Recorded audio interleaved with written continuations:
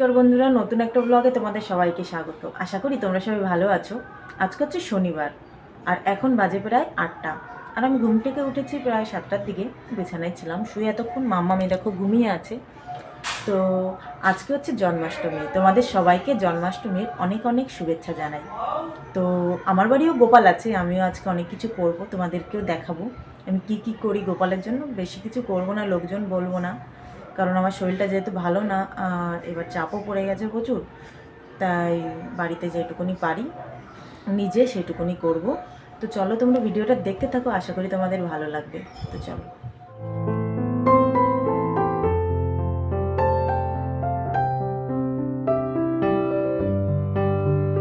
সকাল সকাল ঘর দৌড় কুড়িয়ে আমি চলে এসেছি রান্নাঘরে। এখন হচ্ছে ওদের জন্য রান্না করব। আমি তো এখন খাবো না, তো গ্যাসটা না অনেকটা ফুরিয়ে এসছে, তাই ইন্ডাকশানেই রান্না করব। ভাতটা একটু গ্যাসে বসিয়ে দিয়েছি আর ভাবছি নিরামিষই যেহেতু আজকে সয়াবিন রান্না করব। তো এই যে জল গরমের জন্য বসিয়ে দিলাম আর সয়াবিন এখন বের করবো। আগের দিন মামামকে স্কুল থেকে আনতে গিয়ে নিয়ে এসেছিলাম সয়াবিন 1 প্যাকেট কিনে, যে ওই দিন খাবো। তো ওই দিন আর খাওয়া হয়নি, তাই ছিল, ভাগ্যিস ছিল, ওই জন্য আজকে রান্না করতে পারছি।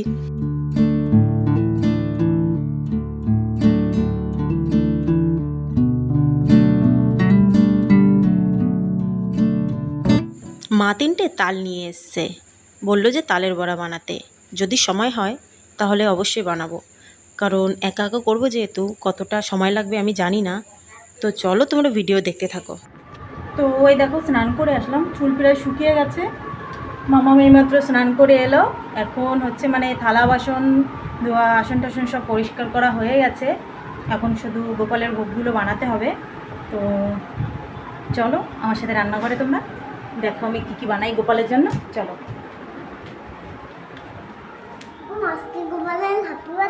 Yes, happy birthday.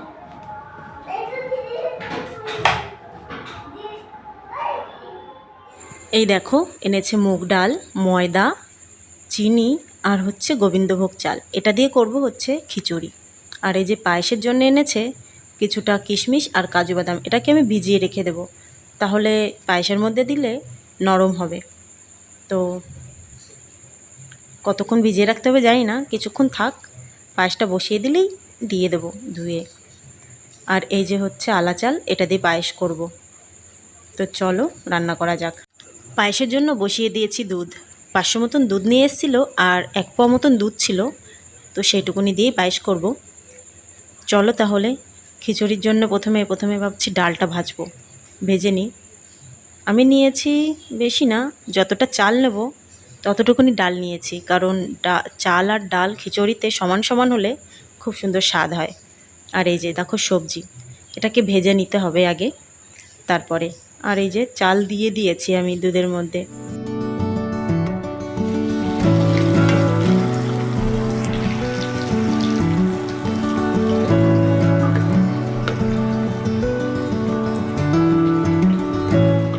এখন মাখাবো লুচির জন্য ময়দা। এই যে 500 মতন ময়দা এনেছে আর সাদা তেল দিয়ে এখন ময়াম দেবো আমি। আর এই যে তোমাদের দাদাভাই দেখো নারকেল কাটছে, এটা দিয়ে নাড়ু করব। বাড়িতে নারকেল কোড়ানি নেই, ওই জন্য এভাবে কেটে মিক্সচারে দিয়ে দেব। এই যে আমার ময়দা মাখিয়ে গোলও করা হয়ে গেছে, এখন শুধু ভাজবো। লুচি ভাজার পর করব নাড়ুটা।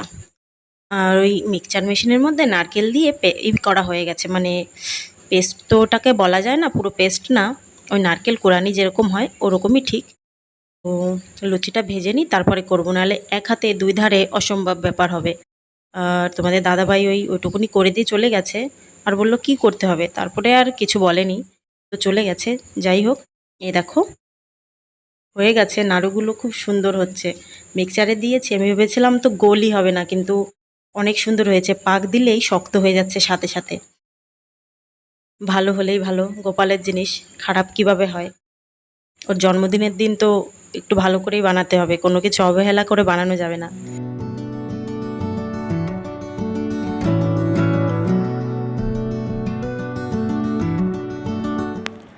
তো রান্নাবান্না কমপ্লিট, 3:30 বেজে গেছে জানো না। 12:30টার দিকে গেছি। সব মানে জামা কাপড় কিছু ভিজিয়েছিলাম, তারপরে জামা কাপড় ধুয়ে তারপরে আমি স্নান না আমি তারপরে ঘর মুছে স্নান করে তারপরে তারপরে রাঁধতে এসেছি, কষ্ট হয়ে গেছে। তো দেখ আমি কি কি বানিয়েছি গোপালের জন্য। এই যে খিচুড়ি আছে, খুলছি না, খিচুড়ি আছে, এর মধ্যে পায়েস, এই যে লুচি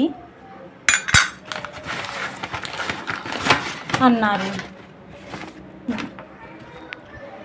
বেশি কিছু বানাতে পারিনি, একা একা করেছি, সব আমি নিজের হাতে বানিয়েছি। তো প্রত্যেক বছরই আমি নিজে নিজেই করি, আমার সাহায্য করার তেমন কেউ নেই। তো তোমাদের দাদা ভাই ও একটু ওই নারকেলটাই করে দিল, মানে নেই, মিক্সচার মেশিনে আমি করেছি, জুস বানাই যে মিক্সচারগুলো ওইগুলোতে। তো চলো তোমরা ভিডিওটা দেখতে থাকো, আশা করি তোমাদের ভালো লাগবে। আমি গুছিয়ে সারি, পুজোটা আবার জবাজব দিতে হবে, কারণ অনেকটা বেলা হয়ে গেছে। চলো আমার সব গোছানো হয়ে গেছে, এখন হচ্ছে গোপালকে স্নান করানো হয়ে গেছে, এখন ড্রেসটা পরাবো। চলো, এই দেখো কী কী কিনে এনেছে। চুড়ি, এইগুলো আগে ছিল গলায়, মালা, এইটা এনেছে, এটা হয়তো ছোট হয়ে যাবে, ছোট হলে এই যে আর একটা আছে, এটা পরিয়ে দিব। আর এই যে কানের, চুল, আর এই যে এই ড্রেসটা এই পাশের বাড়ির দিদি পুরীতে গেছিলো, সেখান থেকে গোপালের জন্য নিয়ে এসছে। তো আমাকে বলেছে আজকে সকালে দিয়েছে, বলেছে গোপালকে কিন্তু আজকে পরাবে। তো চলো পরানো যাক।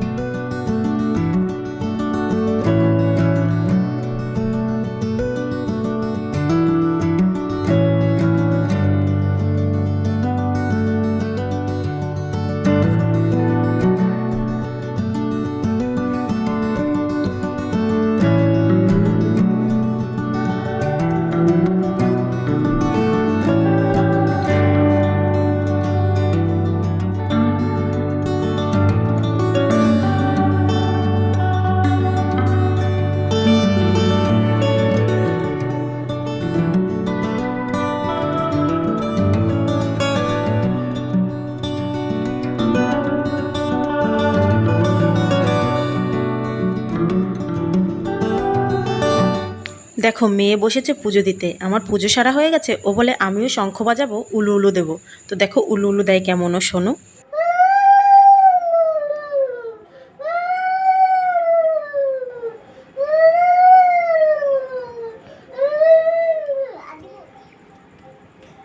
ওকে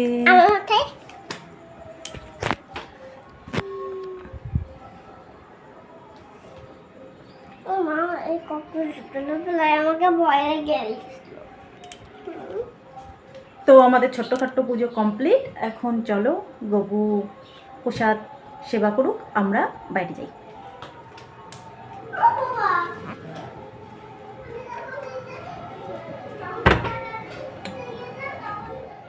তো অনেক বেলার পর ভগবানের সেবা হয়েছে, এখন আমি একটু সেবা করি, আমার প্রচণ্ড পরিমাণে খিদে পেয়েছে। তো আমি খেয়ে নিই, তোমরা ভিডিওটা দেখতে থাকো, আশা করি তোমাদের ভালো লাগবে। আর ভালো লেগে থাকলে অবশ্যই কিন্তু একটা লাইক করতে ভুলো না। তো সকালে আমি সব কাজ ছাড়ার আগে জামা কাপড় কেচে দিয়েছিলাম। কি বলো তো, জামা কাপড় কাচার আগে খুব সুন্দর রোদ ছিল, আমি জামা কাপড় কাচতে গেছি, এই একটু রোদ, আবার মেঘ, আবার রোদ, আবার মেঘ। এই দেখে আমার এত ভয় করছিল যে এতগুলো জামা কাপড় কেচে দিয়েছি আমি, কি হবে যদি বাই চান্স বৃষ্টি আসে। আর ঘরের মধ্যে জামা কাপড় ওই ধামা ভর্তি বা বালতি ভর্তি করে রেখে দিলে না, বাজে একটা স্যাঁতস্যাঁতে গন্ধ হয়ে যায়, ওই গন্ধটা আর ছাড়াতে চায় না সহজে পরের বার না ধুলে। তো এগুলো ছাদ থেকে নিয়ে এসে আবার রান্নাঘর দুয়ার ওই গোপালের জন্য রান্না করেছিলাম, সব পড়ে আছে, তো সব পরিষ্কার করতে হবে। তো বন্ধুরা চলো আজকের মতন ব্লগটা এখানে শেষ করে দিচ্ছি। ব্লগটা ভালো লেগে থাকলে অবশ্যই একটা লাইক আর কমেন্ট করতে ভুলো না। সবাই ভালো থেকো, সুস্থ থেকো, পরবর্তী ভিডিওয় আবার দেখা হচ্ছে, সবাইকে টাটা।